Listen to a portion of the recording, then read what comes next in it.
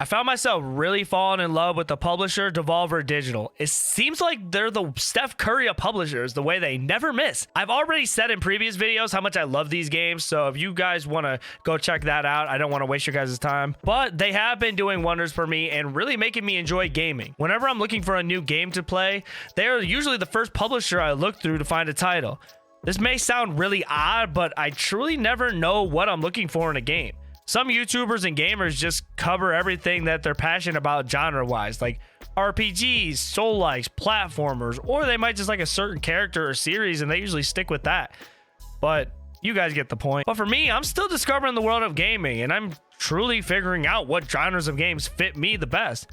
So I just play a million of games and talk to you guys about them. I trust the games Devolver Digital puts out are going to bang, and the one I'm reviewing lived up to the standard. I'm talking about Trek to Yomi, a game where a young kid named Hiroki, who is on a mission to avenge the death of his master, the love of his life, and the village he swore to protect. So without further ado, kick back, relax, and let's talk about Trek to Yomi. What's going on, guys? I'm gonna get this intro really quick and out of the way, man. I just want to introduce myself. My name is YouLoveNicktana. You guys are more than welcome to call me Nicktana. Here we talk about everything and all gaming. I like doing reviews, talking about gaming news, and also showing you guys the playthroughs I do on this channel. So if you like all that content, make sure you guys hit the sub button. I know I said it before, but I'm gonna make sure I say it again. But I just want to keep it quick to give you guys the option that if you guys want to see more reviews of games that I enjoy and see me progress and grow throughout the world, it means a lot. I'm trying to get to 1,000 subs. Maybe you guys can help me to that. Trek to Yomi is set during the Edo period of feudal Japan. The game starts off as showing off the main character in the game, Hiroki. This is the character you're going to be taking over, being trained by his master Sanjuro, giving you a tutorial on how to do basic combat in the game. I'll get back to that further in the review, but back to kind of the story.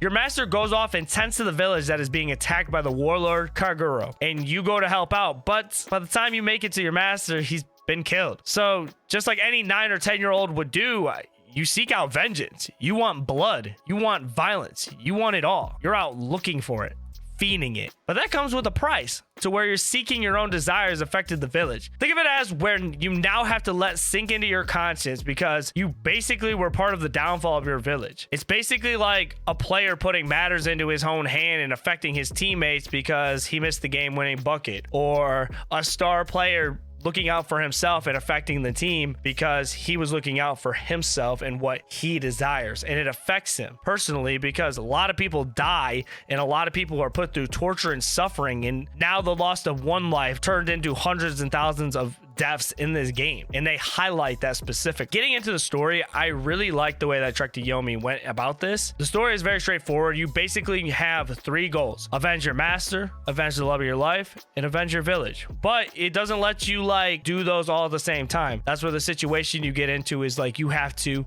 pick which route you're gonna go. Is it the love of your life, your master, or your village? Basically your duty. Trek to Yomi does a good job showing off the cinematic sides of this game. The game is displayed in black and white throughout the whole game, showing off gruesome scenes of some of the battles you'll encounter, boss fights, and every scene draws you in and lock you in on the story that's being told. While the game only being 6 hours long, they do a decent job explaining what's going on throughout the title. Unfortunately, I will say I wish I could have had more of a story from the main character. They had a big gap of when he was a kid to when he grew up, and basically after your master has died, I know it's kind of a spoiler, I'm sorry, you just go straight to an adult and you miss out a lot of that in-between life and what happens in between. You're just seeking out vengeance. It skips out a big part of your life. What made you become the man you are today? Who trained you? Going through the training arc and all that stuff, did you do it on your own? How does it work? And also, there's a character in the game that you truly do love and that you grew up loving, but they kind of skip through all that. They kind of give you a little sneak peek of who it is at the beginning of the game, and then eventually you just grow up and you're like,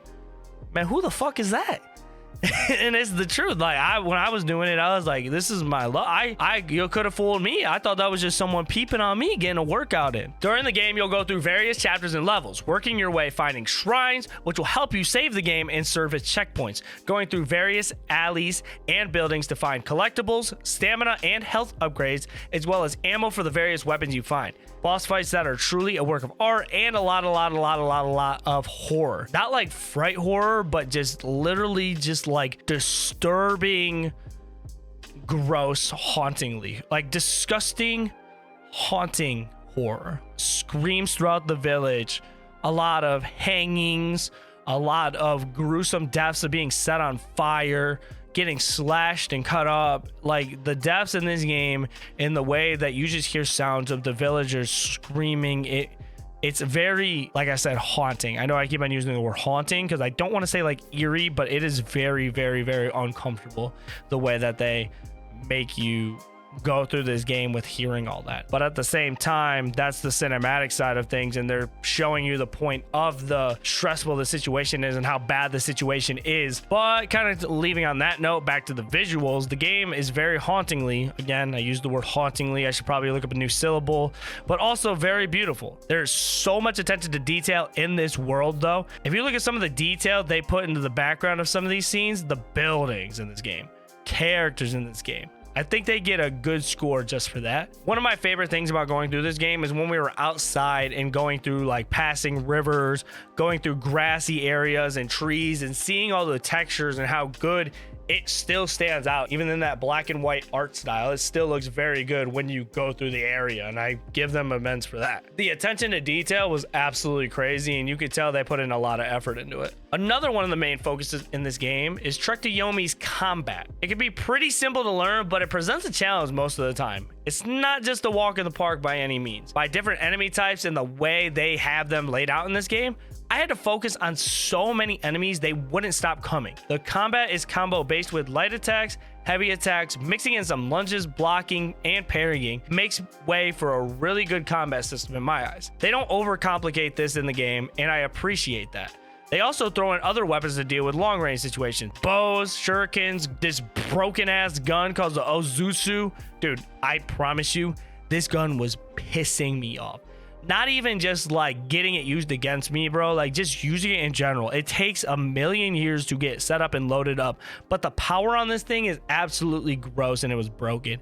I wouldn't mind using it on the enemies, but when the enemies use it on me and you can't even get through certain enemies because they're being blocked by a million other enemies, I'm just stressed out of my mind. I'm like, bro, you need to move. The enemies in this game have a few different types and styles to them. Nothing too crazy to talk about. And a lot of the time when you recognize certain enemies, you usually have a way you're going to combo into them that works best for you. A lot of times if I noticed an enemy like by a certain style or a weapon they were holding, basically I would learn the same light attack combos or heavy attack combos to take them down as easy as possible. So it gets very repetitive a lot of the time when you're fighting, because you want to take them down as fast as possible to worry about the next set of enemies that are going to go through you and to get through the wave with having much health as possible. So a lot of the times I'm just not even trying out new combos. I'm trying to get through as fast as possible. But you know how I said this game was hard? Let me touch on that. These wave of enemies were just something else. You were getting jumped most of the time by multiple enemies, having to switch around, rotate. You look like you were getting spinned around like you were about to hit a fucking pinata a lot of the time, and just learning a lot of patience. Due to a stamina and health bar, a lot of the times you had to learn precise parrying, blocking, just to make sure you would get your hit in. And sometimes you will just stand there at a stalemate until one of you guys attack, and then just learning that patience just to be able to counterattack most of the enemies, it takes a little bit to learn. I didn't really learn the system until like maybe the 4th or 5th chapter. I don't have a lot of negatives about this game, but let me get something off my chest. A few things that bugged me personally. And again, this is a review. Take what I say with a grain of salt, but at the same time, this is something that is a straight up fact and not an opinion about a problem. And you probably think I'm going to say something like super serious, but it's not the worst thing. But I did notice on the Game Pass version of the game, a lot of the audio from the voice dialogue was not dialed in, and it did not volume or nothing. Literally, I would just like hear nothing in silence, and just lips would be moving, which is like, it could be a bug. And like, oh, Nick, it probably happened one time, no big deal. No, this is like a repetitive thing that happened like 2, 3, 4 times in the game. Did it like ruin my whole experience of the game? Absolutely not. This game has way more positives than negatives, and playing this game offline, just kind of sitting back on my couch, didn't really need to be pressed up to my monitor and feel like I was like had the biggest challenge in the world to this game. That made me enjoy it so much more. I love being able to sit back on my couch, play these little 6-hour games, and get a review out for you guys, because that's the most fun it is. Overall, I enjoyed the heck out of this game. I feel like it's not for everyone, but with me being so open to trying something different and out of my comfort zone, on the Lime rating, we give this 8 limes out of 10. With that being said, man, this has been Nicktana. Thank you guys for listening to my Trek to Romy review. This has been my Trek to Yomi review. Thank you guys for all watching and paying attention. If you made it this far, seriously, bless you guys so much. I'll catch you guys next video. Be safe. Tell someone you love them.